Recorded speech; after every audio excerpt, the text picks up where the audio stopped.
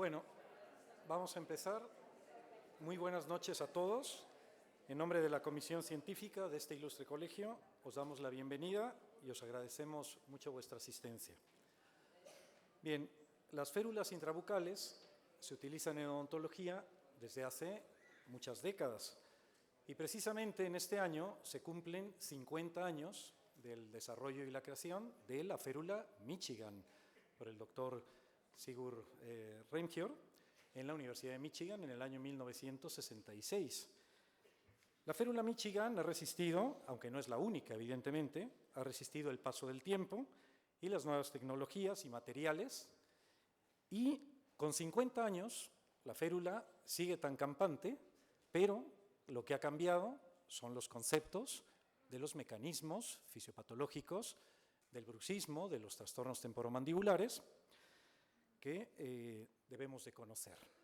Para ello, tenemos el honor de tener con nosotros esta noche al doctor Eduardo Vázquez Delgado, que es uno de los profesionales mejor preparados en el campo del dolor orofacial, que nos facilitará la información actualizada y con el soporte de la evidencia científica del papel que tienen estos dispositivos en la práctica moderna y responsable para el tratamiento de los trastornos temporomandibulares. El doctor Eduardo Vázquez Delgado es licenciado en odontología por la Universidad de Barcelona, es miembro del Comité de Investigación de la Academia Europea de Desórdenes Craneomandibulares, de la que otro querido compañero, el doctor José Luis de la Hoz, aquí presente, es el presidente actual. Tiene el máster de Ciencias en Dolor Orofacial por la Universidad de Kentucky, en Estados Unidos, donde realizó una residencia de 3 años, tutelado por el doctor Jeffrey Okeson, y actualmente es presidente de la Sociedad Española de Disfunción Craneomandibular y Dolor Orofacial, de la SEXIDO, y codirector del Instituto Craneomandibular en Barcelona. Es hijo, además, de un gran referente en el campo de la disfunción temporomandibular y reconocido profesional como el doctor Eduardo Vázquez Rodríguez. Tanto la doctora Carmen Benito, con quien tengo el placer de compartir la vocalía de dolor orofacial de esta comisión científica, nos sentimos orgullosos de tener al doctor Vázquez como amigo y de compartir el interés en el campo tan apasionante del dolor orofacial. Les dejo con el doctor Vázquez. Muchas gracias. Bueno, buenas tardes, noches ya. Es un placer estar aquí. La verdad es que me hace mucha ilusión la invitación. Había tenido el placer ya de dar un curso que también me invitó el doctor Juanma Prieto hace años en la otra sede del Colegio de Madrid, pero no había estado en estas instalaciones y la verdad que son magníficas y estoy seguro que les vais a sacar muchísimo provecho teniendo en cuenta pues lo bien configuradas y lo bien hechas que están. En primer lugar, quiero también agradecer a la Comisión Científica y al presidente del colegio la invitación y espero que este rato que vamos a pasar juntos sea pues, provechoso para vosotros y que os dé una visión, a unos de vosotros probablemente no, pero a otros quizás os dé una visión diferente de lo que son o por qué funcionan las férulas de descarga. Como sabéis, el título de la conferencia... ¿Podemos bajar la luz un poquito? Como sabéis, el título de la conferencia es férulas de descarga y trastornos temporomandibulares, ¿cuál es la evidencia científica?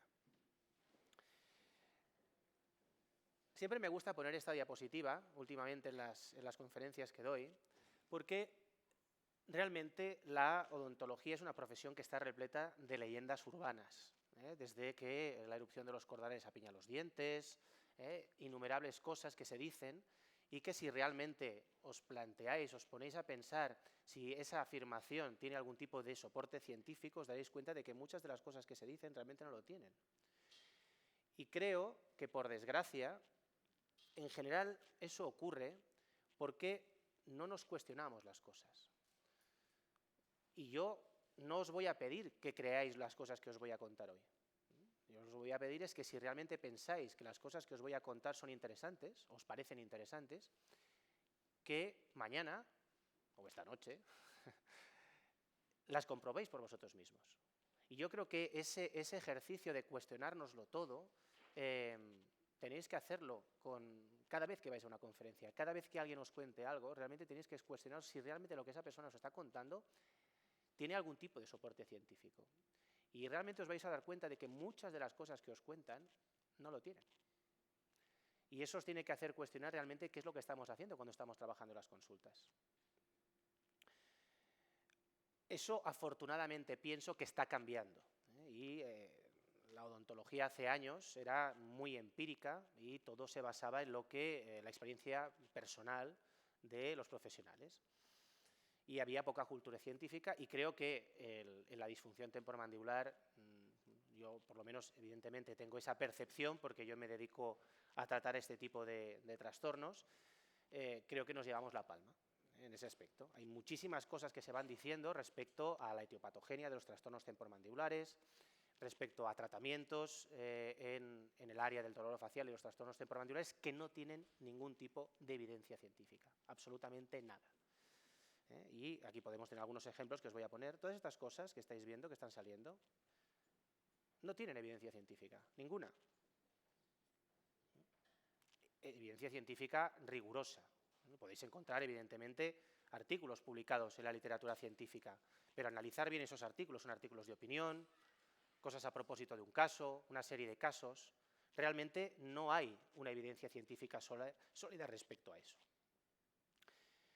Entonces, por ello, se han ido desarrollando a lo largo de la historia muchísimas filosofías, y el doctor Juanma Prieto ha mencionado pues, la férula de Michigan, y desde la férula de Michigan ha llovido mucho, desde que el profesor Ramfior inventó la férula de Michigan ha llovido mucho, y se han hecho multitud de filosofías respecto al manejo de este tipo de pacientes. Y lo que es curioso es que prácticamente todas ellas tienen la oclusión como nexo. Todas ellas. Todas ellas, básicamente, todas estas filosofías, se basan en el concepto de encontrar un punto concreto, ubicar el cóndilo mandibular en un punto concreto dentro de la fosa mandibular, esa posición mágina, a partir de la cual, una vez que se ha reubicado el cóndilo en ese sitio, se va a poder solucionar prácticamente todo. Y os van a contar que los pacientes que tienen trastornos temporomandibulares lo que hay que hacer es, mediante la forma que sea, mediante la confección de algún tipo de dispositivo intraoral que reubique la mandíbula en un sitio determinado, mediante otro tipo de procedimientos, el tratamiento de esos pacientes consiste en reubicar el cóndilo en un sitio determinado, y una vez encontrado ese sitio, todo se va a solucionar. Y es que es realmente todo. Esas personas, cuando te cuentan eso, simplemente te están diciendo que el paciente tiene dolor. El concepto de relación céntrica. Y llevamos dándole vueltas a la relación céntrica desde hace muchísimo tiempo. Y el concepto ha variado ostensiblemente durante los años. Y el concepto que tenemos hoy de lo que sería conceptualmente la relación céntrica no es el mismo que se tenía hace 40 o 50 años. Pues todo consiste en encontrar ese sitio maravilloso, y ya, una vez que lo hemos encontrado, hemos triunfado, y a partir de ese momento los pacientes se van a curar. Y todo será maravilloso a partir de ese sitio. Cuando encuentras ese sitio, todo es maravilloso. Pero faltaba encontrar algo que realmente le diese apoyo a esa filosofía. Y en prácticamente todas esas filosofías, todas acaban utilizando algún tipo de dispositivo intraoral que, una vez encontrado ese sitio, permita tratar el cuadro clínico. O bien, también utilizar ese mismo dispositivo para poder encontrar ese sitio maravilloso a partir del cual todo se va a solucionar. Y la férula, como os he dicho, lo cura absolutamente todo. Y yo estoy cansado de ver pacientes a los que llevan años dando vueltas con dolor, les han hecho infinidad de tratamientos, y a todos ellos, segurísimo, les han hecho una férula de descarga. La férula de descarga es la muleta para todo. Si un paciente tiene dolor en la cabeza y no tiene ni puñetera idea la gente por qué tiene dolor, le ubican una férula de descarga. Acaba con una férula de descarga seguro. Pues la férula lo cura todo. ¿Qué es una férula de descarga? Lo que tenemos que plantear es que es una férula. Es un dispositivo intraoral interoclusal que proporciona una superficie oclusal artificial diseñada para encajar sobre el maxilar superior o inferior. Esta es la definición de la Academia Americana de Dolor Orofacial del año 2013. Pero, ¿os habéis realmente parado a pensar por qué funciona una férula de descarga, porque el problema es que debido a que la férula de descarga es un dispositivo interoclusal, automáticamente todo el mundo piensa que el efecto terapéutico de la férula está relacionado con la oclusión. Hemos colocado una férula y porque el paciente se ha curado, el factor determinante en la curación de ese paciente ha sido el que hemos modificado algo en la oclusión del paciente.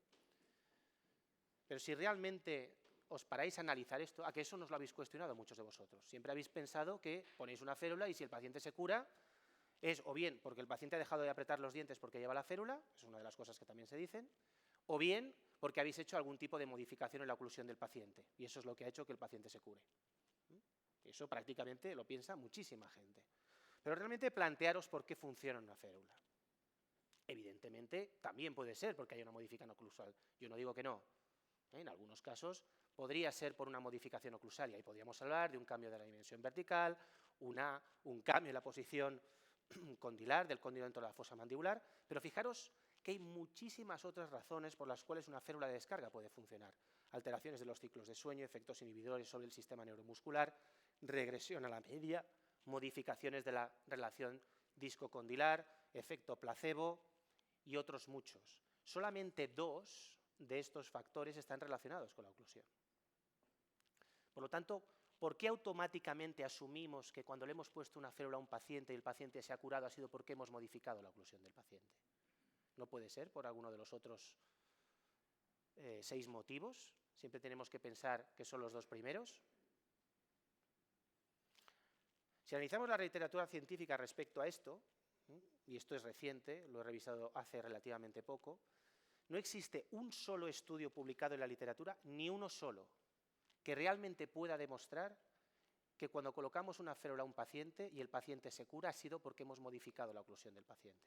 Y yo con eso no estoy diciendo que a veces el colocar una férula de descarga y que esa férula provoque una modificación de la oclusión no pueda ser lo que realmente esté curando al paciente. Yo no estoy diciendo eso, pero si realmente analizáis la literatura científica, no vais a encontrar un solo estudio que demuestre eso. Y si lo encontráis, por favor, me lo enviáis.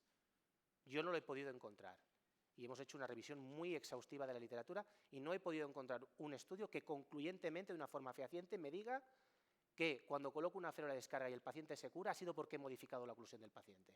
Ese estudio todavía no se ha hecho. Estudios, como os digo, rigurosos, con un nivel de evidencia científica importante, como os pongo aquí, evidencia de tipo 1, de nivel 2A o de nivel 2B.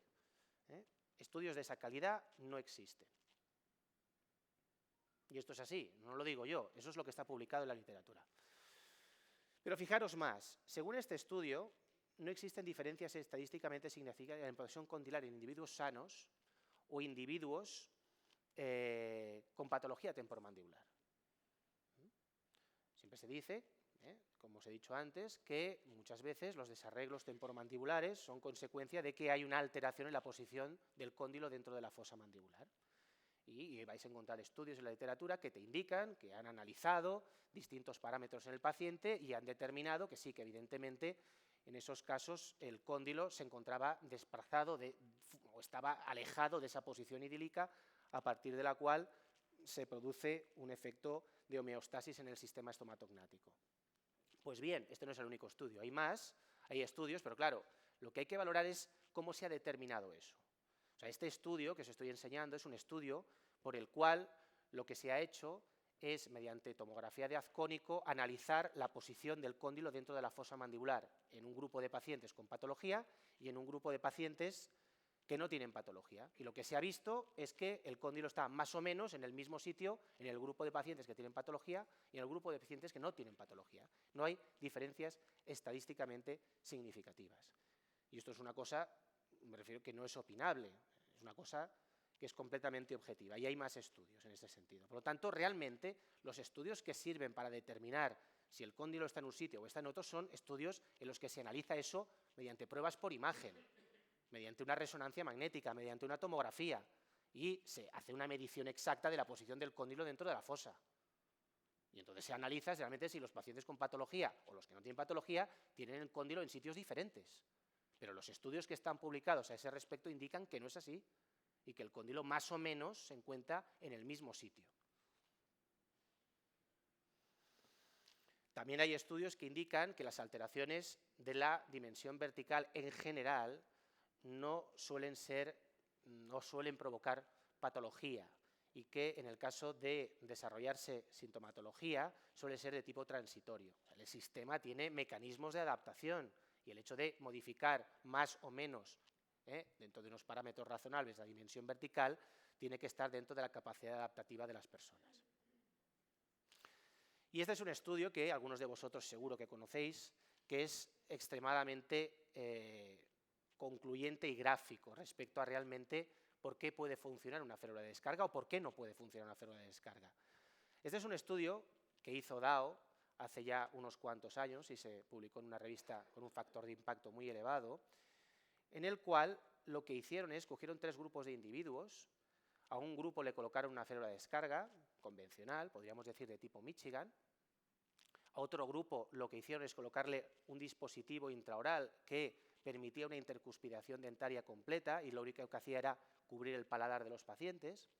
Y a otros pacientes lo que hacían es hacerles venir periódicamente a la consulta, los sentaban en el sillón, les colocaban la férula de descarga, les tenían 1 hora con la férula de descarga puesta, luego les quitaban la férula de descarga y les decían que se fuesen a su casa. Siguieron a los pacientes a lo largo de un cierto periodo de tiempo y lo que se dieron cuenta es que todos los pacientes estaban mejor, pero que no había absolutamente ninguna diferencia entre los 3 grupos. Todos los pacientes habían mejorado, todos.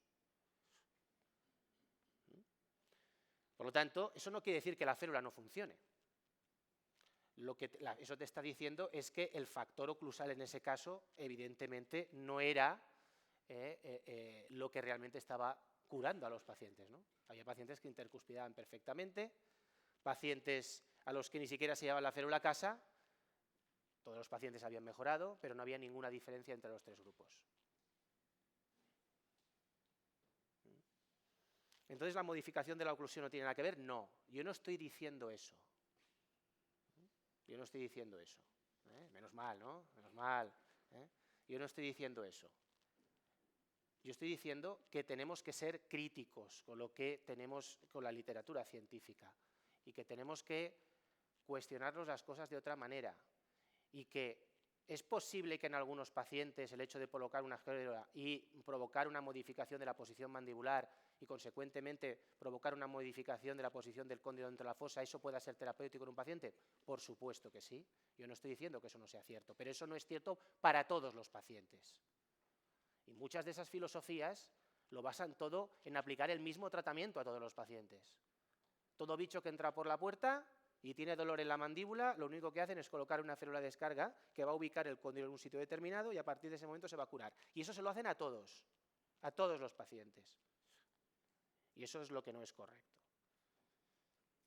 Vamos a analizar otros mecanismos terapéuticos de las férulas de descarga. Por ejemplo, las alteraciones de los ciclos de sueño. Esto es muy interesante.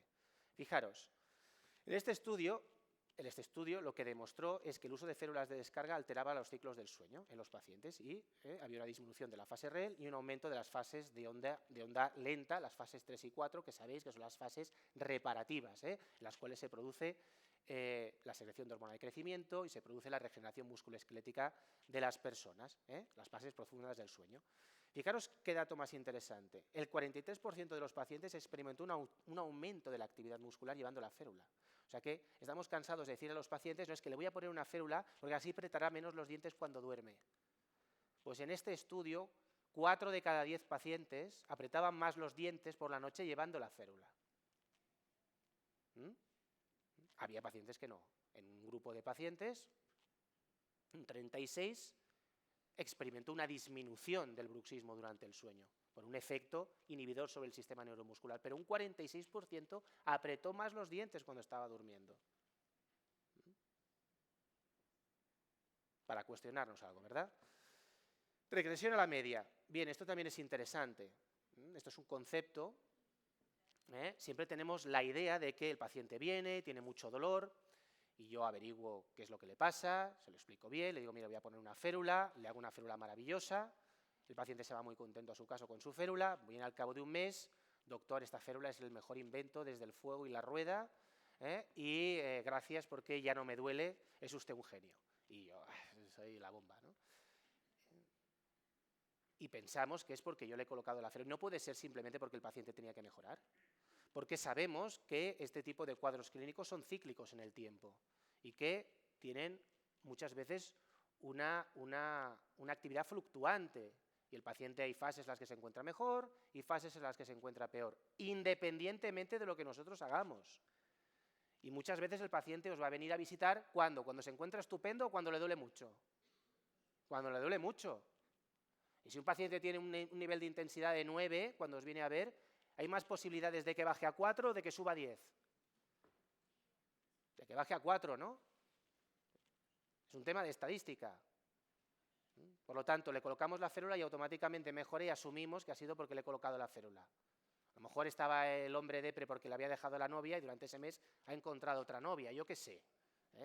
Mil factores pueden haber alterado el estado anímico de ese paciente y otra serie de circunstancias que pueden hacer que el paciente haya mejorado independientemente de lo que nosotros hayamos hecho. Nosotros simplemente estábamos por allí. El efecto placebo, evidentemente, el condicionamiento psicológico, la capacidad de empatía que tengáis con el paciente, la capacidad de convencerle al paciente de que no tiene nada importante y que se va a curar. Muchos pacientes, ya sabéis, que vienen asustados, pensando que tiene algo importante porque llevan muchísimo tiempo con dolor en la cabeza, y vosotros les tranquilizáis, decís, no, tranquilo, esto es un cuadro muscular, vamos a hacer este tratamiento, en un tiempo razonable te vas a encontrar mejor. Eso es terapéutico. Hay pacientes que simplemente salen ya por la puerta de la consulta, no les habéis hecho absolutamente nada, se encuentran mejor. Porque ya les habéis tranquilizado y les habéis dicho que ese problema lo vais a poder solucionar. El paciente ya mejora. Es así. Y hay infinidad de estudios que demuestran eso. No lo digo yo. Eso está publicado en la literatura ampliamente. La capacidad que tiene el condicionamiento psicológico que es un arma terapéutica importante. A veces el arma terapéutica más importante. Bien. Tipos de férulas. Bueno, vais a encontrar en la literatura de todo. La lista es absolutamente interminable. Férula de estabilización como concepto, ahí tendréis la férula de Michigan, la férula Tanner, la férula cagíntica mandibular, hay muchísimos tipos de férula.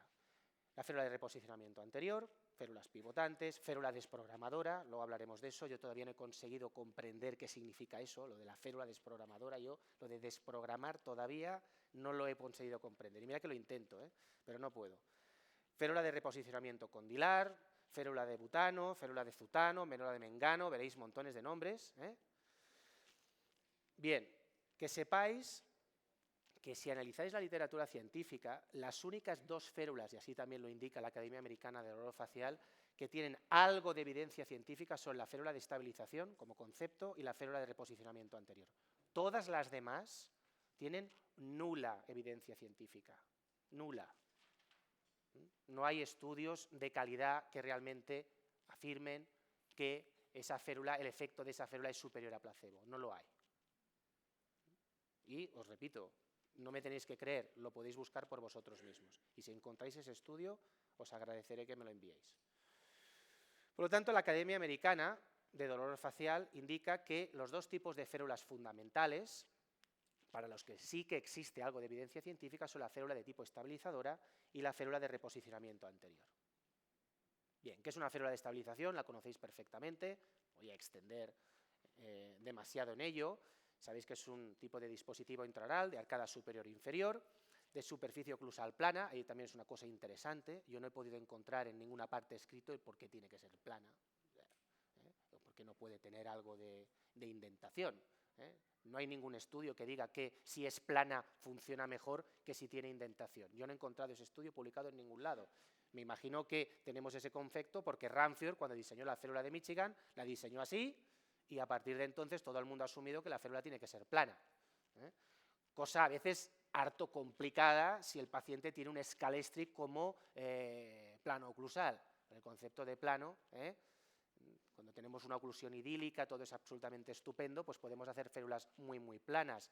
Pero si el paciente tiene una orografía oclusal complicada, me vais a explicar cómo podéis hacer una férula que sea realmente plana. Por lo tanto, lo de que la superficie tiene que ser absolutamente plana no está documentado en ningún sitio. Ajuste en relación céntrica, y aquí también vais a ver de todo, que hay que ajustarla aquí, que hay que ajustarla allá. Hay que ajustar la máxima intercuspidación, gente que dice que hay que ajustarla en relación céntrica. con o sin guía canina. Ramfield diseñó la férula de Michigan sin guía canina, pero hay autores que indican que se le puede colocar una guía canina. Yo le coloco nuevamente guía canina, pero bueno, eso es una apreciación personal. Confección en resina acrílica, en principio dura. Hay algún estudio que indica que las férulas blandas tienen una eficacia terapéutica parecida. Hay un estudio de Milner, por ejemplo, que indica eso, que tiene una eficacia terapéutica parecida a las férulas duras. No es un estudio que se haya reproducido más, en ese sentido. Y en principio de arcada completa sería lo ideal, más que nada porque, evidentemente, si el paciente va a usar esa férula únicamente para dormir, no debería de haber problema en cuanto a que se produzca algún tipo de extrusión dentaria que pueda alterar la oclusión de forma permanente, pero, bueno, el riesgo cero no existe y, por lo tanto, lo ideal es que se cubra toda la arcada dentaria y que esa arcada ocluya de una forma homogénea con la arcada contralateral, la cara contraria. Entonces, sería una férula de Michigan, la conocéis perfectamente. Esto sería lo ideal, una distribución homogénea, equivalente de contactos. Podéis darle algo menos de incidencia a los contactos anteriores. Una férula que conocéis todos perfectamente. Bien, luego tendríamos lo que sería la férula de reposicionamiento anterior, que en principio es una férula de arcada superior, que está ajustada en una posición de intercuspidación protrusiva, tiene una rampa anterior, está confeccionada en resina acrílica y también en principio es de arcada completa. Y esta férula, ¿qué hace? Es una férula que cuando ubicas al paciente en relación céntrica y le haces cerrar, siguiendo su arco de cierre, el paciente va a tropezar contra esa rampa y esa rampa va a tener una inclinación determinada, una longitud determinada, que lo que va a hacer es guiar al paciente hacia una posición protrusiva que previamente habéis establecido como posición terapéutica, en la cual el disco articular se va a encontrar correctamente interpuesto. Esta es una férula, luego lo hablaré, que se utiliza para tratar cuadros de desplazamiento discal con recaptación. Pacientes que tienen con la boca cerrada el disco desplazado anteriormente y que cuando abren la boca recolocan ese disco, la férula de reposicionamiento anterior tiene el objetivo de intentar mejorar la posición del disco, reubicar en la medida de lo posible el disco en su posición anatómicamente correcta dentro de la fosa mandibular. Por ejemplo, este sería un caso, el paciente va cerrando, este sería un encerado. Yo cuando alguna vez hago férulas de reposicionamiento anterior me gusta primero probarlas en cera, y el paciente en este caso al cerrar tropezaría con la rampa y lo que iría es haciendo ese movimiento protrusiva. Esto es una posición muy exagerada y lo hacemos así adrede para que vosotros podáis entender lo que es el concepto de una férula de reposicionamiento anterior. En general no solemos utilizar protrusivas tan importantes. Generalmente con protrusivas de 2-3 milímetros como mucho tienes que ser capaz de reposicionar el disco. Y si no es así, mejor que no le coloques al paciente una férula de reposicionamiento anterior. ¿De acuerdo? Por lo tanto, aquí lo mismo, tropieza con la rampa. Es importante que la rampa tenga una longitud adecuada para que el paciente en máxima retrusiva no se pueda quedar por detrás de la rampa, sino que en su máxima retrusiva tiene que tropezar con la rampa y de ahí hacer ese movimiento, ese resbalamiento a lo largo de la rampa hasta una posición terapéutica protrusiva. Bien, ¿para qué se usan las férulas? En cuanto a trastornos temporomandibulares. Bien, las férulas estabilizadoras en principio se usan preferentemente para el tratamiento de cuadros de dolor muscular local, es decir, cuadros de mialgia local, al sacar la clasificación de la Academia Americana de Dolor Facial, es decir, cuadros de mialgia local, cuadros de dolor miofascial y también trastornos dolorosos o degenerativos de la articulación temporomandibular. En principio, las indicaciones terapéuticas serían para ese tipo de cuadros clínicos, mientras que las férulas de reposicionamiento anterior se utilizarían para pacientes con desplazamiento discal con recaptación o desplazamiento discal con recaptación con bloqueo intermitente. Y eso es importante, porque lo que no queréis es ponerle una férula de descarga al paciente que no le toca. Si un paciente, por ejemplo, tiene un cuadro de mialgia de mediación central, ahora veremos la clasificación de trastornos musculares, esa férula de descarga no le va a servir para un pimiento, a no ser que el paciente además sea bruxista, esté desgastando sus dientes y queráis poner una férula de descarga por ese motivo. Pero desde un punto de vista terapéutico, colocar una férula de descarga a un paciente lo que tiene es un cuadro de origen central no tiene absolutamente ningún sentido, o una fibromialgia o otro cuadro clínico. Por lo tanto, en principio, según lo que indica la Academia Americana de Dolor Facial, las indicaciones terapéuticas de las férulas serían para ese tipo de cuadros clínicos. Y en cuanto a trastornos musculares, estaríamos hablando de mialgia local y dolor miofascial, que en principio son los cuadros musculares más prevalentes. La mialgia de mediación central o la miositis, otro tipo de cuadros clínicos son muchísimo menos frecuentes. Lo que veis habitualmente en las consultas, el paciente que tiene una sobrecarga muscular y que tiene dolor mandibular, esos pacientes lo que están cursando generalmente es con una mialgia local o con un cuadro de dolor miofascial. Las férulas de reposicionamiento anterior, como os he dicho, en principio, y la evidencia científica no es todo lo buena que querríamos, los estudios son de una calidad, digamos que cuestionable, pero en general parece que está aceptado que en cuadros de desplazamiento discal con recaptación, los que hay dolor, las férulas de reposicionamiento anterior parecen tener algo más de efectividad terapéutica en el tratamiento de ese tipo de pacientes que las férulas que sean planas.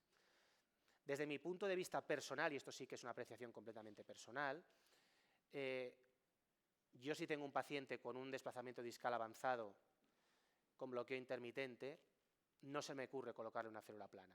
Eso es una cosa extremadamente peligrosa porque en muchos de esos casos lo que estamos haciendo es dificultar todavía más la recolocación del disco articular durante el movimiento de apertura. Y si no, fijaros, por ejemplo, un paciente que tenga un desplazamiento discal avanzado, hacerle abrir la boca desde una posición de lingualización, hacerle lingualizar y hacerle abrir desde una máxima retrosiva a un paciente con un desplazamiento discal avanzado. Os van a ocurrir dos cosas. Una, que el ruido va a aumentar o bien el paciente se va a bloquear durante el movimiento de apertura.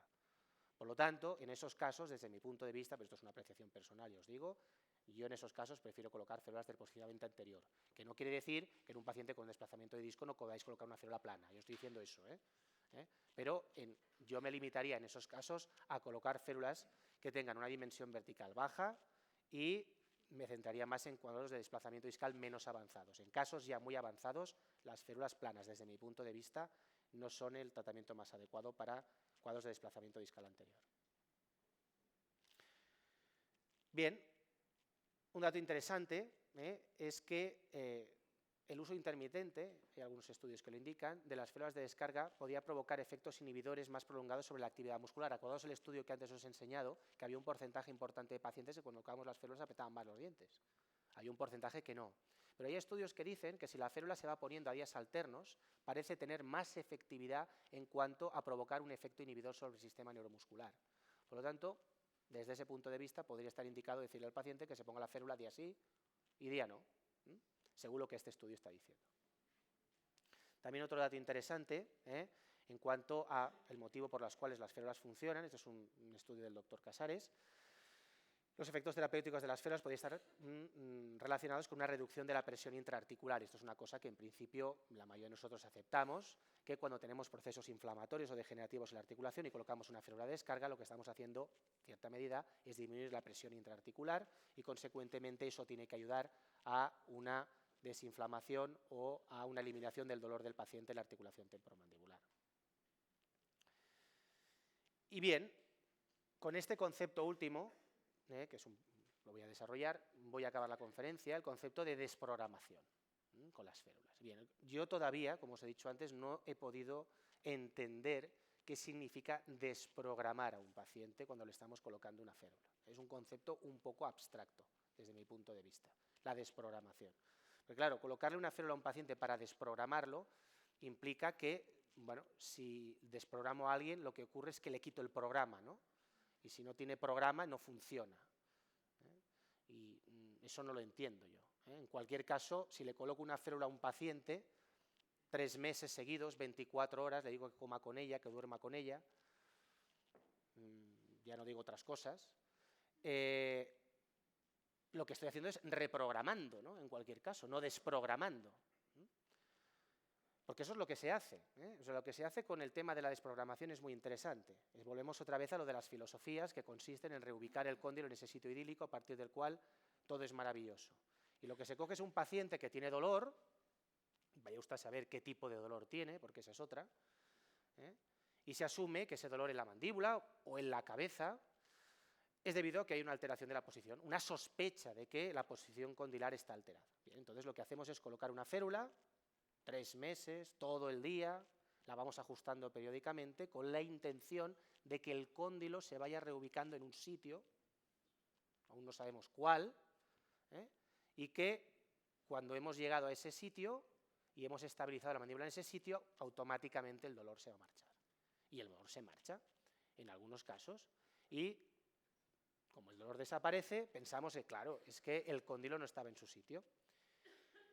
Y, bueno, muchas veces lo que detectamos después de 3 meses es que, ostras, resulta que ahora la oclusión se ha alterado. Claro, es que eso es porque el cóndilo no estaba en su sitio y ahora lo he colocado en su sitio y ahora resulta que, claro, que en esa posición los dientes no encajan. Y ahora lo que hay que hacer es hacer un tratamiento de prótesis, de ortodoncia, de lo que sea, para que el paciente esté contento y estupendo. Y eso es lo que se dice. Sin ninguna evidencia científica. Cero. Patatero. Cero patatero. Y es así. Porque primero, analicemos este concepto. Este concepto, analicémoslo bien. Tiene dolor. Y es porque hay una alteración de la posición condilar. Coño, ¿no sería más fácil hacer una tomografía, una resonancia magnética en máxima intercuspiración y comprobar dónde narices está el cóndilo? Y ver si realmente está en un sitio muy raro. Porque a lo mejor resulta que no, ¿no? Que está en su sitio, o más o menos veo que está centrado dentro de la fosa mandibular. Entonces, ¿para qué narices tengo que mover el cóndilo de sitio? Si ya está más o menos en su sitio, ¿no? ¿No sería más fácil hacer eso? Y más objetivo que ir colocando una férula y moviendo las cosas hacia un sitio que no tengo ni puñetera idea de dónde está. Porque además, ¿quién narices ha dicho que el cóndilo tiene que estar para todos nosotros en el mismo sitio? A lo mejor para mí tiene que estar en este sitio, para el otro tiene que estar en el otro, ¿no? ¿O es que todos tenemos que estar hechos de la misma manera y todo está exactamente en el mismo sitio? Pensar eso bien. Bien, yo pienso que es más fácil hacer la tomografía y mirar eso, pero bueno, en cualquier caso. Bien, coloco la férula y todo se soluciona. Pero claro, partamos de la base primero de que qué narices tenía el paciente, porque claro, yo cuando escucho esas cosas y veo a esas personas hablar de esas cosas, es que en el 99,9% de los casos no me han dado un diagnóstico. Solo me han dicho que hay dolor, que hay un problema de ATM. ¿Y eso qué es? Pues ya habéis visto las clasificaciones.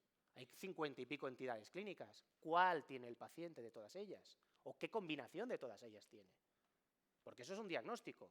Si un paciente tiene dolor en la mandíbula, ¿qué tiene? Una mialgia local, un dolor miofacial con difusión, un dolor miofacial con patrón referido, una mialgia mediación central, una mialgia mediación central con una osteoartritis. ¿Qué tiene el paciente? ¿Pensáis que se trata todo igual? ¿Pensáis que todas esas entidades clínicas se tratan de la misma manera? ¿Se trata igual una mialgia mediación central que un dolor miofascial? ¿Que una miositis? ¿Que una osteoartritis? ¿Todo se trata igual? ¿En patología gastrointestinal todo se trata dándole una pastilla de omeprazol a los pacientes? ¿Verdad que no? Entonces, ¿por qué cuando hay un trastorno temporomandibular todo se trata de la misma manera? Lo que hay que hacer es un diagnóstico correcto al paciente. Tiene una alteración discal, tiene un proceso inflamatorio, tiene un proceso degenerativo, tiene un cuadro muscular, ¿de qué tipo es? Tiene una combinación de todas esas cosas. Y si tiene una combinación de todas esas cosas, necesitará un tratamiento multimodal, no una sola cosa para poder solucionar el problema. ¿No? Yo creo que eso es lógico lo que estoy diciendo, o por lo menos a mí me lo parece. Pero es que estamos ya asumiendo que el paciente tenía un trastorno temporomandibular. ¿Y si tenía otra cosa? ¿Y si además de un trastorno temporomandibular tiene una cefalea primaria? ¿Y si tenía un tipo de neuropatía? ¿Y si tenía una cefalea primaria más una neuropatía más un trastorno temporomandibular? ¿Y todo se soluciona poniendo una férula? La paciente se ha curado, el dolor ya se le ha ido. Y pues es que todas esas cosas se solucionan, todo esto que está en esta diapositiva, colocándole una férula a un paciente, reubicando la mandíbula en un sitio. Jolín, qué fácil, oye. ¿No? Qué bien. Qué sencillo sería el mundo. Todo esto se cura de la misma manera. Todo esto se cura de la misma manera. Todo esto se cura. Aquí hay 300 o 400 entidades clínicas diferentes. Todo se cura de la misma manera. ¿De verdad? Es un chiste. Pero bueno, pero es que además, lo que os he dicho antes, estamos asumiendo que porque le he colocado una férula y el dolor se le ha ido, es porque he modificado la oclusión del paciente. Pero ya os he dicho que el hecho de colocar una férula y de que el paciente mejore no tiene por qué estar relacionado con una modificación de la oclusión. Podría ser por otros motivos. ¿Podría ser por una modificación de la oclusión? Claro que sí. Yo no digo que no. En algunos casos. Y en otros no. Pero automáticamente asumimos siempre el factor oclusal cuando estamos colocando la célula. Siempre, automáticamente. Pero es que además, hay estudios que indican que es imposible ubicar el cóndilo de una forma fiable en la fosa mandibular. No se puede. Estudios recientes, hay estudios anteriores que decían, sí, porque yo cojo y tal, y con el MP no sé qué, y el MP no sé cuántos, y muevo 1 milímetro para allá, 1 milímetro para aquí, no sé qué, y ahora estoy en el sitio. Y no tienen ni idea, porque han hecho una prueba por imagen de la articulación, no tienen ni puñetera de dónde está el cóndilo. Eso es un estudio hecho con resonancia magnética. Y lo que hicieron es tomar distintos tipos de registros, y de cada registro, distintas tomas. Y luego hicieron resonancias magnéticas para comprobar si el cóndilo estaba más o menos en el mismo sitio. Y de más o menos nada, ¿eh? Es que no coincidía ni un registro. Ni un registro estaba en el mismo sitio, ni una sola vez. Pero todo consiste en colocar el cóndilo en ese sitio, ¿no? Tiene que ser ese, porque si no es ese no funciona. 1 milímetro cuenta, ¿no? Das 1 milímetro para aquí, 1 milímetro para allá, ya le hemos liado. Pero resulta que tomamos registros y ni uno está en el mismo sitio. La misma persona los va tomando de distintas maneras, no coincide ni uno. Y esto es objetivo, es un estudio con resonancia magnética. Cogen luego el cóndilo dentro de la fosa y miden. Tiene una serie de parámetros, una serie de referencias y miden. Y no, es que no coincidía ni una vez. 1 milímetro cuenta. Y eso es pensar que somos, pues eso, un robot, ¿no? Un mecano. Pero no somos un mecano, ¿verdad que no?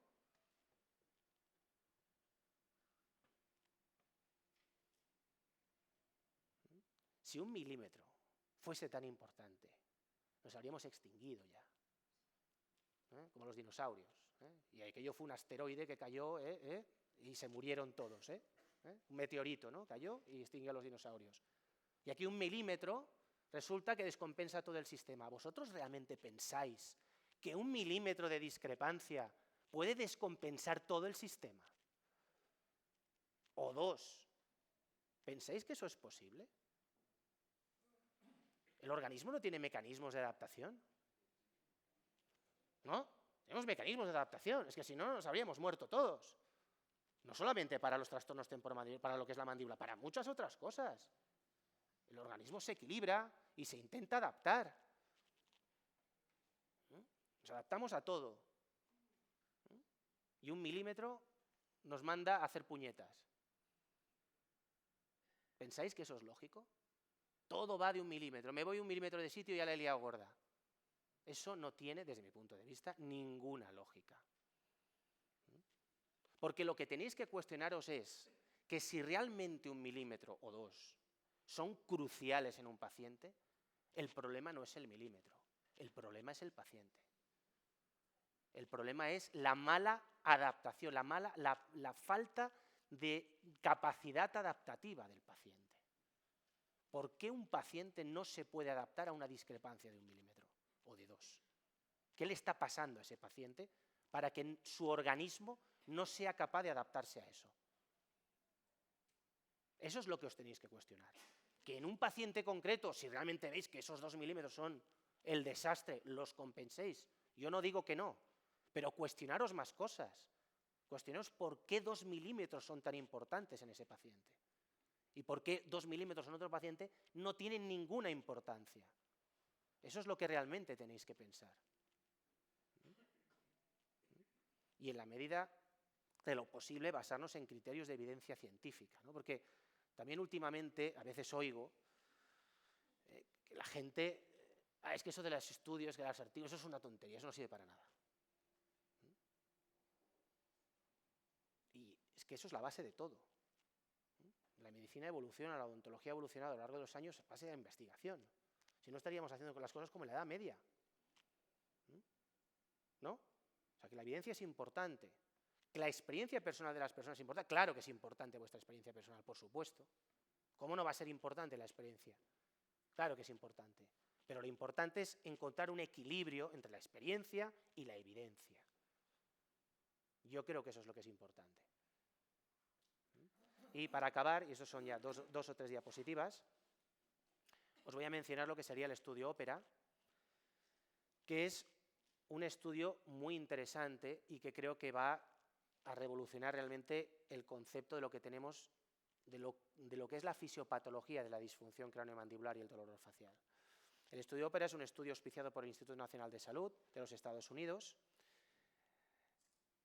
Es un estudio que lo que pretende es identificar factores de riesgo para trastornos temporomandibulares. Y lo que ha hecho es coger un grupo determinado de pacientes, 3.200 pacientes. Es un estudio que está dividido en dos fases, fase 1 y fase 2. La primera fase ha cogido un número más reducido de pacientes, creo que son 400 y pico. Y lo que han hecho es coger 400 y pico pacientes sanos y los han seguido durante un periodo determinado de tiempo. Previamente a esos pacientes se les ha hecho una hiperexhaustiva anamnesis y exploración clínica, se ha mirado un montón de parámetros y se les ha hecho también un cribaje genético a todos ellos.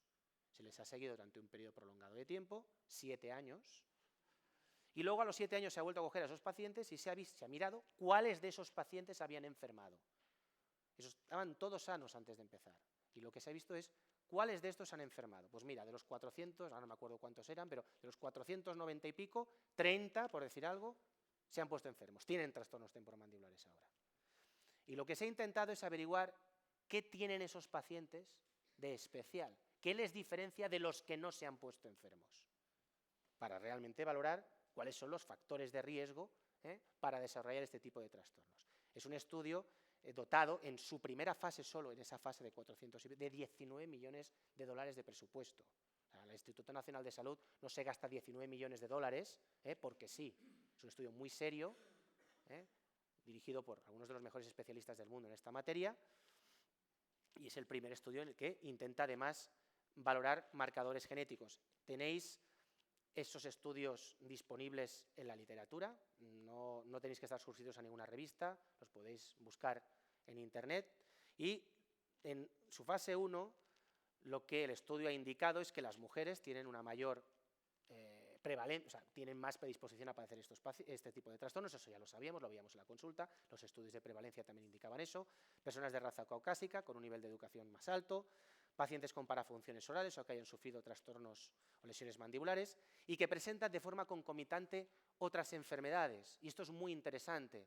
Y en esto el doctor de la OZ, creo, y también la doctora Benito y el doctor Prieto, en eso estaremos de acuerdo todos, en que cada vez nos damos cuenta de que los pacientes, muchas veces que padecen este tipo de problemas, son pacientes que están enfermos, que tienen tendencia a enfermar. Y que si tú analizas su historial médico, son pacientes que tienen más enfermedades que los pacientes que están sanos. Tienen más alteraciones gastrointestinales, más alteraciones en el funcionamiento del eje hipotalámico hipofisario, es decir, tienen muchísimos más problemas. Personas con tendencia a la somatización, mayores niveles de estrés, alteraciones, desequilibrios en el sistema nervioso autónomo, medidos, por ejemplo, analizando la variabilidad intracardíaca, y también determinados fenotipos genéticos. Para estos genes que veis aquí y otros, pacientes que tienen un determinado fenotipo genético tienen más predisposición a padecer este tipo de trastornos. Ahora está en fase 2 el estudio, ahora se está haciendo la muestra entera y está en curso porque se tiene que hacer un seguimiento largo en este caso, y la segunda fase está dotada con 20 millones de dólares más de presupuesto, 20 o 30 millones. ¿Os imagináis? Un estudio que trata de 40 y pico millones de dólares. Ahí queda eso. Por lo tanto, daros cuenta de lo que hoy en día analizamos en los pacientes. Y yo no digo que no se tenga que analizar la oclusión de los pacientes, en absoluto. Tenéis que analizar la oclusión. Y si el factor oclusal es un factor importante, tratarlo o corregirlo. Yo no digo eso. Yo no estoy diciendo que la oclusión no sea importante, que la oclusión no se tenga que corregir en un paciente. Pero lo que quiero transmitiros con la conferencia, y también con respecto a las férulas, es que si colocáis una férula y el paciente se cura, no necesariamente es porque habéis modificado la oclusión del paciente. Puede ser debido a otros motivos. Que a veces puede ser porque habéis modificado el factor oclusal, claro que sí. Que podéis haber provocado un cambio, que había un desequilibrio, un proceso de inestabilidad ortopédica en ese paciente, es posible. ¿Pero qué grado de inestabilidad? ¿1 milímetro? ¿2? ¿Realmente eso es tan diatrogénico para el paciente? ¿1 milímetro de discrepancia y le descompensa el sistema? ¿Habéis detectado una diferencia entre relación céntrica, lo que eso sea, y máxima intercuspidación de 1 milímetro? ¿Y eso es crítico pararos a pensar cómo es posible que el paciente no se adapte a 1 milímetro. No digo que no lo queráis, si lo queréis corregir, que lo corrijáis, pero pensar por qué narices el paciente no se está adaptando a eso. Pensar que es un cuadro multifactorial, que hay muchas cosas que pueden estar provocando ese problema. Y para terminar, esta es la última diapositiva, y esto siempre lo digo porque lo decía mi maestro, el doctor Okeson, que cuando tengas dudas respecto a lo que es conveniente para tu paciente, primero piensa, ¿este tratamiento que le voy a proponer se lo propondría a mi hijo? ¿Se lo propondría a mi mujer? Bueno, mujer no sé, pero pero ¿se lo propondría a mi hijo? ¿Se lo propondría a mi madre? Si tu respuesta es sí, pues entonces estás haciendo lo correcto. Y si no se lo propondrías a tu hijo, no se lo propongas a tu paciente. ¿De acuerdo? Y esta es la última, esta sí que es la última de verdad. Animaros a acudir al Congreso de la Sociedad Española de Disfunción Craneomandibular, que organizamos este año en Segovia, lo tenéis muy cerca, a un tiro de ave, 12 euros el billete. Es un congreso muy interesante, tenemos unos invitados, unos ponentes de un altísimo nivel científico y, vamos, que animaros también, no únicamente a acudir al congreso, si os gusta este área de la odontoestomatología, os animo también a que os hagáis socios de la Sociedad Española de Disfunción Craneomandibular. Yo creo que de este congreso y de pertenecer a la sociedad podéis sacar cosas muy provechosas para vuestro quehacer diario en vuestras consultas. Y nada, agradeceros vuestra asistencia y vuestra paciencia.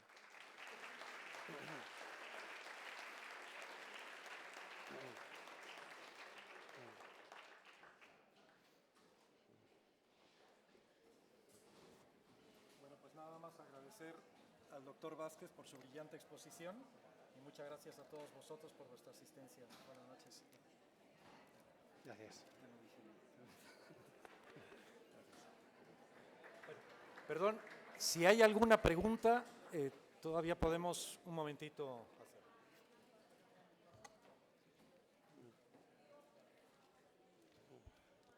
Laura, un micrófono, por favor.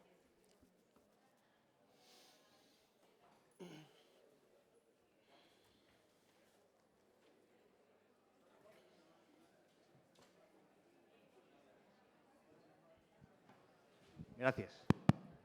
Querido Eduardo, enhorabuena, has hecho una presentación muy bonita. En muchas cosas estoy absolutamente de acuerdo contigo, pero en otras no, tú lo sabes. Entonces, yo lo primero que te quiero proponer es si tal año que viene estás dispuesto a aceptar una mesa redonda aquí sobre si la oclusión es importante o no en la disfunción temporomandibular, por ejemplo. Por supuesto que sí, pero yo no he dicho que no sea importante. Ya, creo que lo he recalcado bastante durante la conferencia. No, pero también has dicho que no, en fin, lo has dejado en el aire, porque 1 milímetro o 2 milímetros, dependiendo de hacia dónde se desplace el cóndilo, puede ser importante. No es lo mismo que se desplace hacia adelante, que se desplace hacia arriba, que se desplace hacia afuera o que se desplace hacia atrás. Dependerá de hacia dónde se desplaza, 1 o 2 milímetros es importante o no. Como a mí personalmente no me gusta cuando un compañero viene a hablar, con el que yo además quiero mucho, porque sabes que yo a tu padre y a ti os quiero mucho, no me gusta dar el curso, entre comillas. Entonces, yo si quieres, al año que viene hablamos de tú a tú los dos y sería, yo creo, una experiencia muy bonita. ¿Te parece bien? No tengo ningún inconveniente. Fenomenal, pues yo te lo agradezco mucho. ¿Alguna pregunta más? Buenas noches. Después de esta magnífica exposición, una pregunta. ¿Cuándo se pone una férula? No, ya lo he dicho. Yo creo que he dicho cuando se pone una férula. He hablado de las indicaciones. Es decir, la férula de descarga está en principio indicada para el tratamiento, estamos hablando de trastornos temporomandibulares, está en principio indicada para el tratamiento de la patología muscular local, un cuadro de mialgia local, un cuadro de dolor miofascial, o para trastornos inflamatorios o degenerativos de la articulación temporomandibular.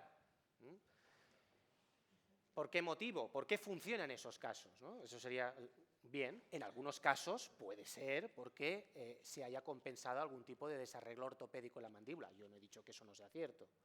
Yo he dicho que puede haber otros factores que puedan provocar ese desequilibrio. En algunos casos, ya lo has visto, un 36% de los pacientes en ese estudio indicaba que había una disminución de la actividad muscular durante la noche.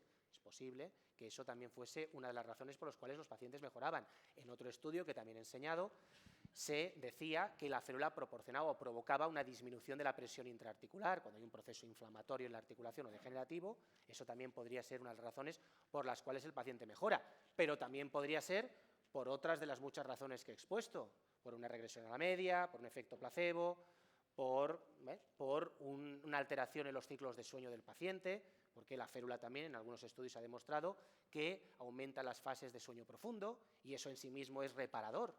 O sea, una de las primeras cosas que pienso que cuando veis un paciente y que tiene trastornos temporomandibulares o un cuadro de dolor orofacial importante, tenéis que preguntarle realmente si duerme bien. Porque si un paciente duerme fatal, os puedo asegurar que es complicado que se cure. No solamente para un trastorno temporomandibular, para muchísimas otras cosas. Y por lo tanto, una de las primeras cosas que tenéis que hacer si el paciente no duerme bien, es o bien vosotros corregir ese problema o enviar al paciente a la persona adecuada para que lo intente corregir. Una persona que duerme 3 horas al día, tiene un sueño largo, pero que tiene constantes alteraciones de los ciclos de sueño, es complicado que ese paciente mejore. Y hay estudios que indican, por ejemplo, en pacientes que tienen un síndrome de apnea obstructiva del sueño, que tienen alteraciones importantes de los ciclos de sueño, que padecen trastornos temporomandibulares con más frecuencia, por ejemplo, ¿no? Y también tienen más bruxismo esos pacientes. Por lo tanto, lo que yo pretendo de la conferencia, ya os digo, no tenéis que creerme, yo no os pido que me creáis, yo os pido que luego lo comprobéis por vosotros mismos. Y realmente lo que creo es que tenemos que tener una actitud crítica y lo que tenemos que hacer es cuestionárnoslo todo. Y pensar que esto es muy complicado, que estos cuadros clínicos son muy complicados, que estamos hablando, si juntamos cefaleas primarias, cuadros neuropáticos, trastornos temporomandibulares, cuadros cervicogénicos, estamos hablando de a lo mejor 80 entidades clínicas distintas y que por lo tanto, y que muchas veces coexisten en el mismo paciente. ¿Y realmente pensáis que todo eso se va a solucionar colocándole una férula al paciente? No. Ni hablar. He visto 15 pacientes en la consulta. Muchos de ellos llevaban una férula. Y otros no llevaban una férula. Porque es que llevar una férula no les sirve para nada, porque no se van a curar llevando una férula. ¿De acuerdo? Pero yo, lo que no quiero transmitir a la es que yo no estoy en contra de la oclusión. Que a mí me gusta ver que la gente tenga una mala oclusión. Yo no, si yo un paciente con una alteración ortopédica de narices, yo le voy a recomendar que vaya a su ortodoncista y que le arreglen la boca y que le deje una buena oclusión. Claro que sí. ¿Eso es bueno? Claro que es bueno. Es mejor que los dientes encajen bien que encajen mal. Eso es de cajón.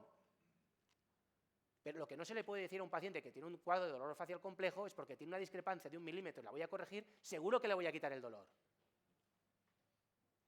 Porque en la inmensa mayoría de los casos no va a ocurrir así. Eso es lo que yo pienso.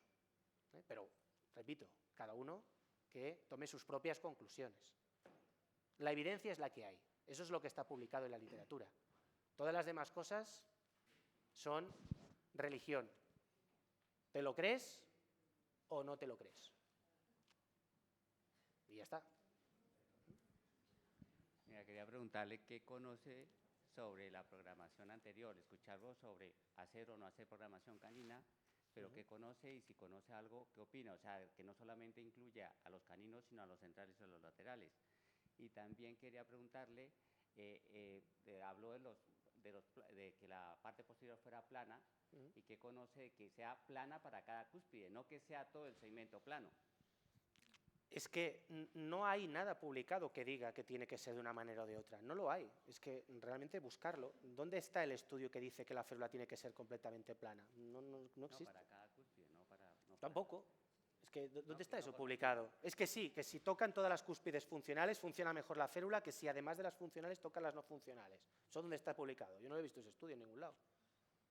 Eso no está publicado. O sea, ¿te puedo dar la opinión de por qué creo yo que eso es así? Mira, si tú pones anatomía, y tú lo que estás pretendiendo es crear una relajación, si tú pones anatomía y lo que pretendes es crear una relajación, en el momento que haya un mínimo movimiento, se van a poder crear unas interferencias que por lo menos para mí son malas, probablemente para ti no, pero para mí sí son muy malas porque crean unas palancas en la articulación y todo eso se evita si tú haces una superficie plana, que aunque cambie la posición de la mandíbula, nunca se van a crear interferencias al crearse esa posición de cambio de la mandíbula. Por eso se hacen superficies planas. Vamos a ver. En primer lugar, cuando llevamos una férula, me imagino que estamos hablando de llevar la férula por la noche, ¿no? Durmiendo. Bien. Cuando estamos durmiendo y pasamos de fases menos profundas a fases profundas del sueño, se produce una hipotonía muscular en la mandíbula. La boca se abre, ¿no? Bien. Por lo tanto, la boca está abierta, ¿no? Por lo tanto, el fenómeno de apretar los dientes o no,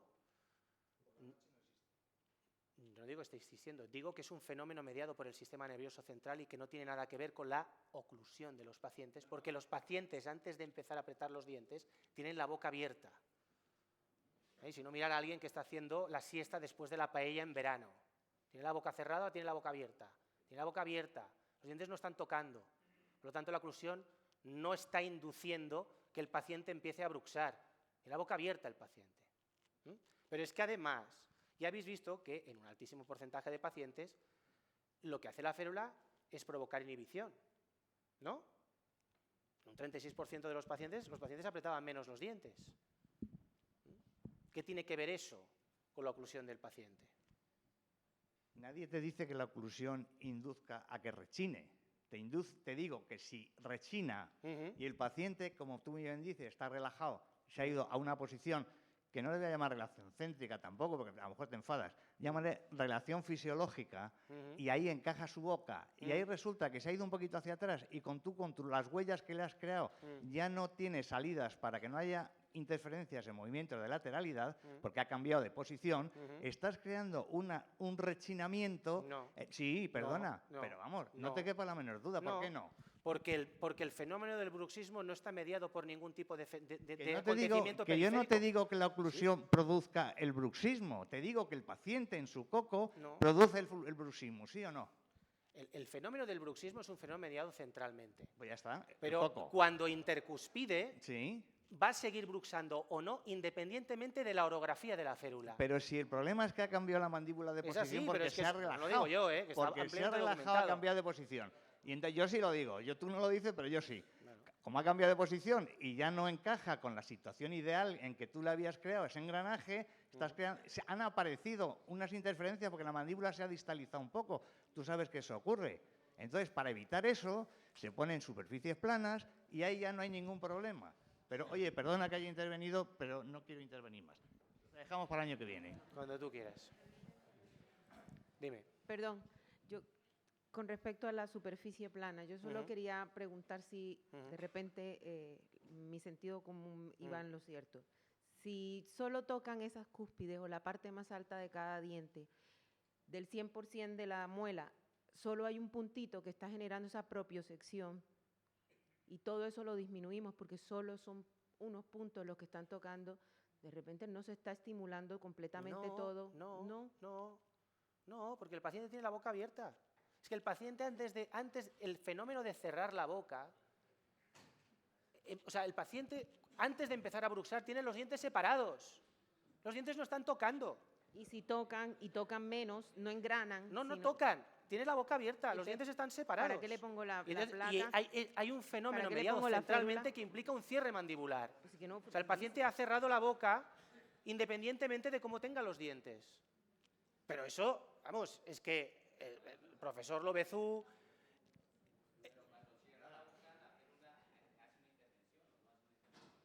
Sí, pero independiente de la orografía que tenga esa férula. Bruxará para un lado, bruxará para el otro, hará lo que sea independientemente. Pero repito, no hay un solo estudio publicado, y si no, os vuelvo a repetir, de enseñarme ese estudio que diga que una férula plana es más efectiva que una férula. Tampoco. Vale, ya está, lo que te estoy diciendo. Yo no he dicho que no tenga que ser plana. Yo he dicho que no hay nada publicado que diga que tiene que ser plana. Pero No es lo ¿sabes? mismo. Perdona, ¿sabes el problema cuál es? Que los que hacen los estudios sobre si la oclusión es importante o no, la mayoría de ellos no son dentistas. Y te pongo ejemplos, te hago una lista, la que quieras, pero la vamos a guardar para el año que viene. Entonces, ¿cuál es el problema? Que tú vas a un congreso y le preguntas a un señor que está hablando en contra de la oclusión, oye, ¿y tú qué oclusión das a tus pacientes? Y te dice, una oclusión, bueno, yo es que soy neurólogo. Y dices, cojonudo, pero tú en cambio vas hablando mal de la oclusión por ahí, ¿sabes? Te pongo ejemplo y te digo una lista. Vicente, Sí, no es pero verdad. tú no sabes, pero yo sí. En los ¿Y congresos... ¿Sabes el problema de ese cuál es? Pues que al final la oclusión que te dicen, ¿cuál es la buena? Te dicen una equilibrada. Pero una equilibrada no es lo mismo para ti que para este señor, que para mí, que para el otro. Y ahí está el problema, macho. Por eso no entiendes por qué es malo el que sea una superficie plana. La mayoría de estudios publicados a este respecto están hechos por dentistas. Bueno, disculpe.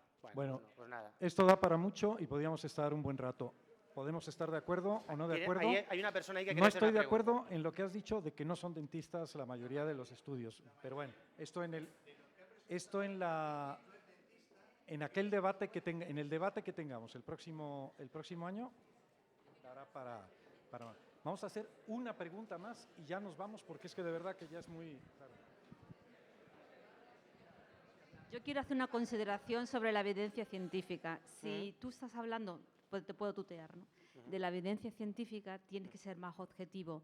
En esos estudios ha sido prospectivo, retrospectivo, ensayo clínico, porque también hay mucha evidencia. Se ha hecho con una P, se ha hecho con un intervalo de confianza, porque todo también, la evidencia científica también ha evaluado mucho. Ya sabemos que la P no hay que presentarla en un estudio, porque la P tú la modificas. Si tú quieres tener una significación con una P, aumentando el N consigues la P que tú quieres. Ya no es serio, en evidencia científica hablando, da un resultado con una P.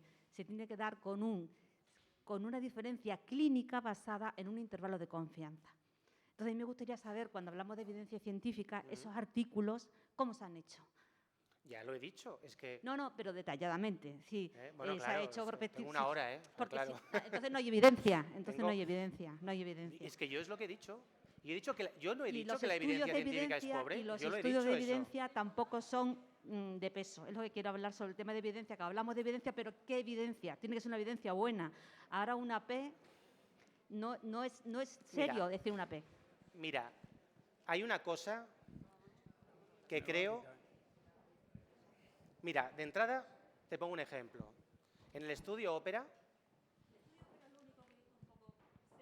Bien, pues el estudio Ópera no ha identificado ni un solo factor oclusal como desencadenante.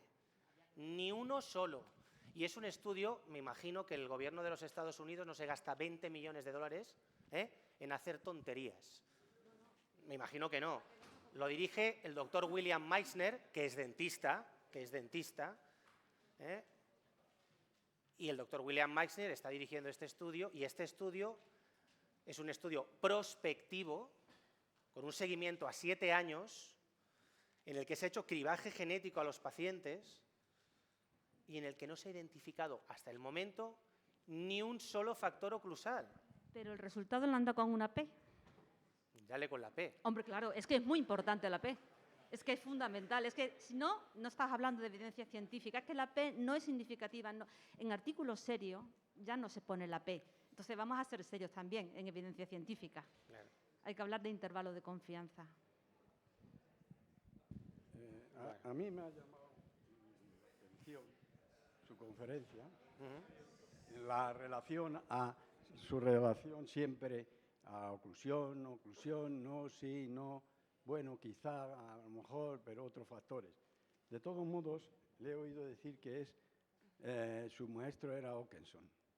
Bueno, Hawkinson afirma en su obra Oclusión y afecciones temporomandibulares, de la edición española de su libro de 1996, en la página 116, que los criterios de oclusión funcional óptima desarrollados hasta este punto se conciben como el contacto uniforme y simultáneo de todos los dientes posibles cuando los cóndilos mandibulares se encuentran en posición superior anterior máxima, apoyados contra las dientes posteriores de la eminencia articular, con los discos interpuestos adecuadamente. En otras palabras, la posición muscular esquelética estable de los cóndilos en relación céntrica debe coincidir con la posición de intercupidación máxima del oriente. Luego, la oclusión para Hawkinson, aunque Hawkinson en este capítulo te dice esto y en el siguiente te dice otra cosa y en el otro lo opuesto y luego te dice que sí, que bueno, que no. En primer lugar, esa edición del 96, la edición última es del 2013, o sea, ha pasado unos cuantos. En cualquier caso, creo yo que yo tengo una idea más aproximada de lo que piensa Hawkinson, que he estudiado 3 años con él cada día, que usted, probablemente, ¿no? Pero en cualquier caso, digo yo, no sé, claro, a ver, sí, claro, bien, pero yo he estudiado con él 3 años. Pero en cualquier caso, eso no dice, él lo que está diciendo es que la mandíbula tiene que estar ubicada en un sitio determinado y que ese sitio se considera un sitio el ideal. Bien, pero vuelvo a repetir, desde ese concepto idílico, uno se puede ir un poco para un lado, un poco para el otro, sin que el organismo se resienta, porque no todos estamos hechos de una forma perfecta y dentro de un concepto de algo ideal puede haber variaciones que no necesariamente provoquen que un paciente pueda desarrollar una enfermedad, porque, repito, si todo fuese de 1 milímetro o de 2, la raza humana ya se habría extinguido hace muchos años. Y eso no es así, ¿verdad que no? Seguimos andando por aquí. ¿Y eso qué quiere decir? Que tenemos mecanismos adaptativos y desde un concepto, desde un punto que se puede considerar idílico o ideal, el organismo puede tener distintas posiciones y que también sean fisiológicas para esa persona. Bueno, la evidencia es la que es, lo que está publicado es lo que está publicado, y ya está. Entonces, yo repito.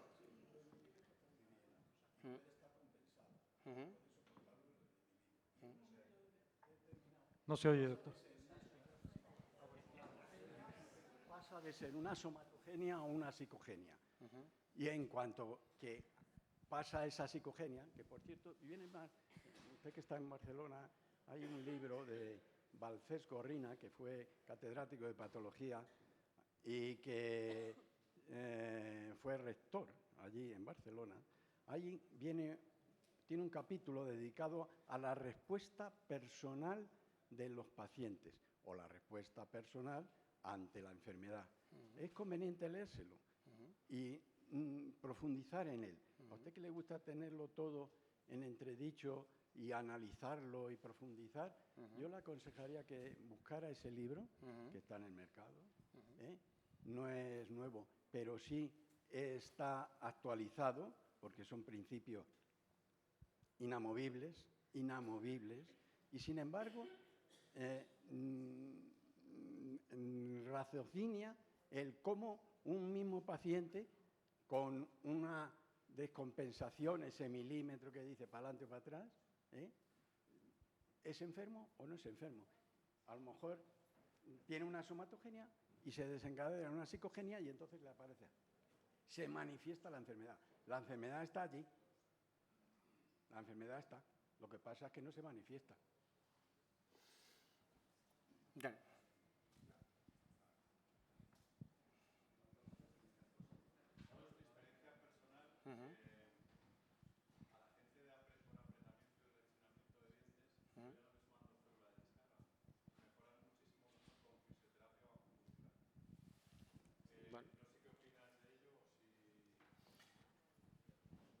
Es que,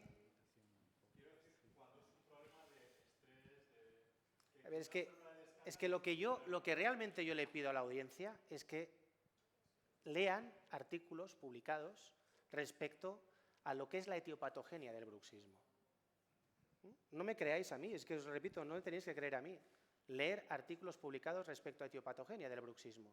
Leer lo que ha publicado el doctor Lavín, el doctor Lovezú, leer lo que ponen. Y lo que es la etiopatogenia del bruxismo. Y veréis, y son los mayores, y son dentistas todos son dentistas, son los mejores especialistas del mundo en el mundo del bruxismo. y de las alteraciones del bruxismo. Y en todos esos estudios está absolutamente demostrado que el bruxismo es un fenómeno mediado centralmente. El hecho de empezar o no a bruxar es independiente por completo de la posición de la intercuspitación de los pacientes, porque los pacientes, antes de empezar a bruxar, tienen la boca abierta, vuelvo a repetir lo mismo, los dientes no se están tocando, la gente tiene la boca abierta y le da por cerrar la boca. Y por lo tanto, bruxará o no bruxará y será absolutamente independiente de cómo tenga los dientes. Y eso no lo digo yo, leerlo, buscar esos artículos, están en la literatura. El doctor Lavín y el doctor Louvezou. Los podéis encontrar y os los leéis y lo veréis. Eso es lo que está publicado. Bueno, muchísimas gracias, Eduardo. La verdad es que la oclusión da para mucho y efectivamente yo creo que para el año que viene, más que una conferencia, habrá que plantear una mesa redonda o algo que dé pie a más debate. Solamente antes de iros, recordaros que